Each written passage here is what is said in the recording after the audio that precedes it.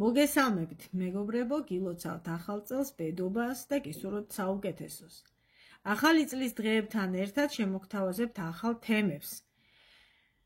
დღევანდელი თემა შეეხება საქართველოს მთავარ სიამაყეს შოთა რუსთაველს და მის პოემას ვეფხისტყაოსანი. რომ არ ყოფილიყო შოთა რუსთაველი, დღევანდელი საქართველო არ იქნებოდა. რომ არ ყოფილიყო დავით აღმაშენებელი, შოთა რუსთაველი არ იქნებოდა. რომ არ ყოფილიყო ბაგრატ კურაპალატი, დავით აღმაშენებელი არ იქნებოდა. ხოლო რომ არ ყოფილიყო დიდებული დიაოხი და კოლხა და მისი შემდგომი ეპოქა, ბაგრატიც არ იქნებოდა.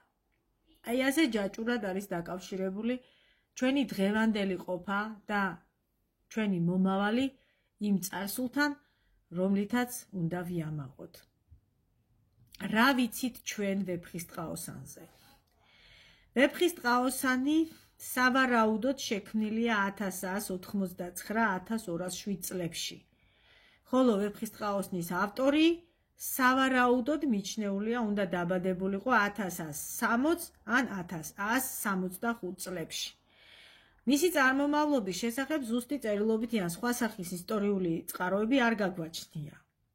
ყველაზე ძველი ხელნაწერი ვეფხისტყაოსნისა არის მე-16 საუკუნის.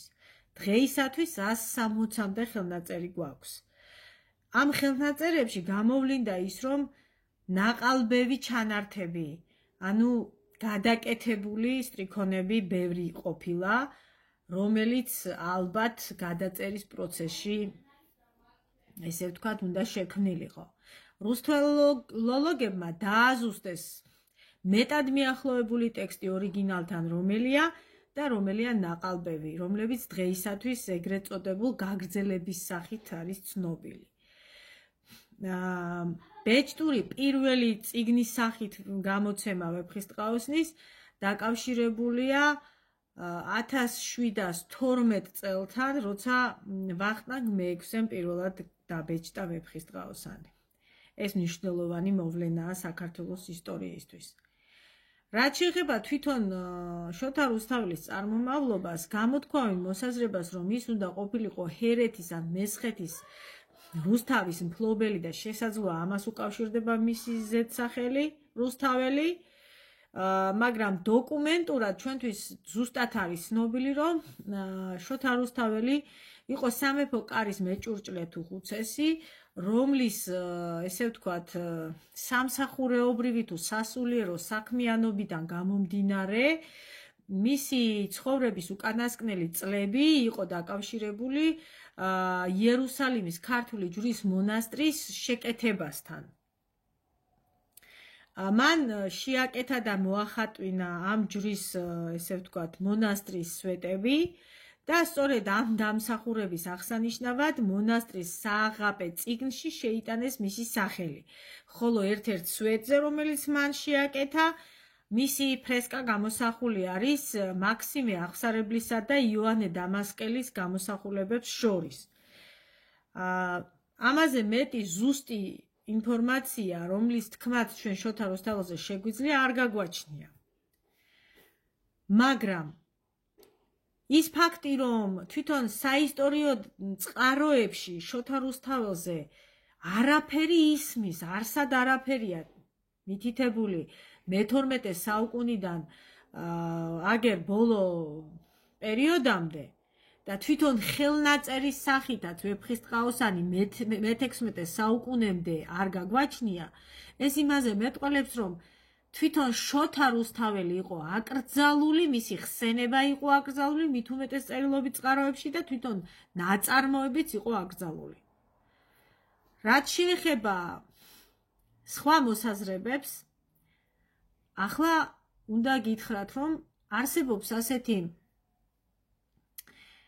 ნაკლებად ცნობილი ავტორი, სამციშვილ ფიცხელაური, რომელმაც გამოაქვეყნა წიგნი და იქ გამოთქვამს მოსაზრებას, რომ შოთა რუსთაველი იყო შოთა იოანე ვარდანისძე დადიანი.